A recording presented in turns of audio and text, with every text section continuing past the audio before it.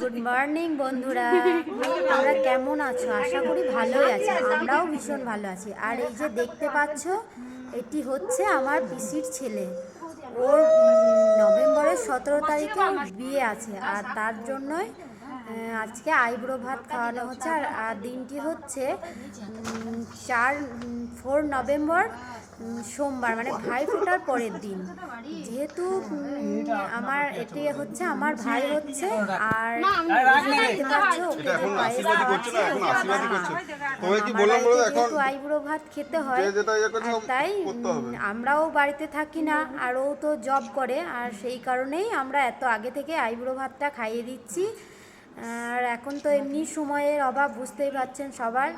আমরাও থাকি বর্ধমানে, ও তো থাকে, ওর পোস্টিং আছে মালদাতে। আর তাই বিয়ে যেহেতু কাছাকাছি চলে এসছে, তাই ছুটি পাবে না, তাই আমরা আগে আইব্রো ভাতটা খাইয়ে দিচ্ছি।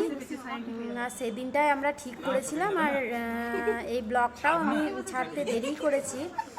আর এই যে দেখতে পাচ্ছেন, মুখে হাসি দেখতে পাচ্ছেন, সামনে বিয়ে আসছে তো ভীষণ হাসি।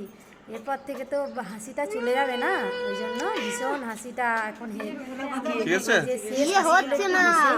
আর করা যাবে। আর একটু ভালো মন্দ খেয়ে নে, এরপর থেকে শ্বশুরবাড়িতেই বেশি খাবে, আমাদের বাড়ি আর কতবার আসবে। যাই হোক, আমার বাড়িতে একটু মজা করেই আমরা সব ভিডিও করে নিচ্ছিলাম, মজাও করছিলাম। আর এই যে পাত্র, ও এসেছে কটায় জানেন? আমাদের বাড়ি ও আইব্রো ভাত খেতে এসছে প্রায় 3টে।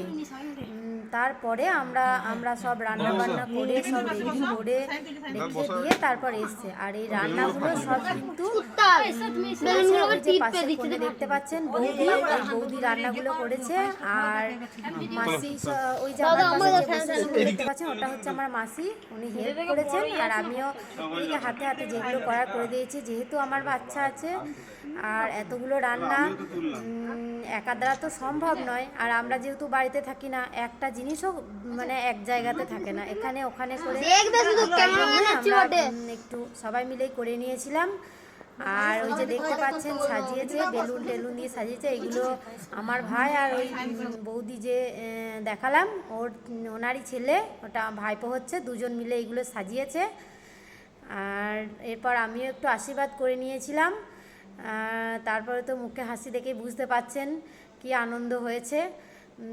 আর ছেলে মানেই তো বুঝতেই পাচ্ছেন যে এত তরকারি, এই যে এত ডাল তরকারি করা হয়েছে, মানে অর্ধেক জিনিস কিছুই খায়নি।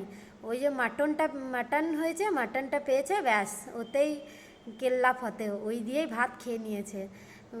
আর এমনিতে মেনুতে তো অনেক কিছুই হয়েছিল, 7-8 রকম ভাজা, পোলাও, ভাত, ডাল, কচুর শাক, মাছের মাথা দিয়ে, মাটন, স্যালাড, তারপর ফুলকপি পোস্ত, চাটনি, পাঁপড়, দই, মিষ্টি সবই ছিল। যেগুলো করার আর কি যতটুকু পেরেছি আমরা সবাই মিলে চেষ্টা করেছি, যাতে ওকেও একটু আনন্দ দেওয়া হয় আর আমাদের একটু ভালো লাগে। আর এমনিতেই জানেন, আমি জানেন তো খুব খাওয়াতে ভালোবাসি।